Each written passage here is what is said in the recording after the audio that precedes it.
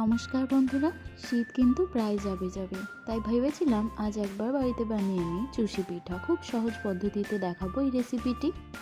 প্রথমে আমি কড়াইতে সামান্য জল গরম করব আর তাতে দিয়ে দেবো সেদ্ধ চালের গুঁড়ো। তারপরে ভালো করে এটাকে আমি নাড়াচাড়া করে নেব যাতে এরকম পাক খেয়ে আসে।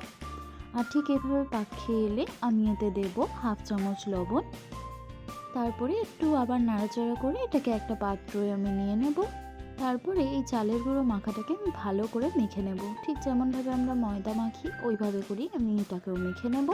তারপরে এ থেকে অল্প অল্প করে এরকম নিয়ে আমি চুষি পিঠা শেপে অনেকগুলো এরকম বানিয়ে নিয়েছি। এবারে আমি সসপ্যানে জল দিয়ে তাতে চুষি পিঠাগুলোকে দিয়ে একটু ভাপিয়ে নেব। ঢাকা দিয়ে ভাপাবো, এতে করে কি হয়, চুষি পিঠাগুলো কিন্তু ভাঙে না। এবারে কড়াইতে দুধ দেব, আর দুধ জাল দিয়ে এলে তাতে দেব চুষি পিঠাগুলো। তারপরে এটাকে আমি আস্তে আস্তে এরকম নাড়াচাড়া করে নেব। দেখুন বন্ধুরা, দুধ ফুটে এসছে একদম। এবার আমি এতে দিচ্ছি বাতাসা।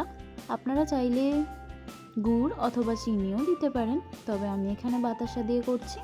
তারপরে এরকম ভালো করে একটু ফুটে এলেই দেখবেন কি সুন্দর মালাইয়ের মতো টেক্সচার হয়েছে, আর খেতে অসাধারণ লাগছিল।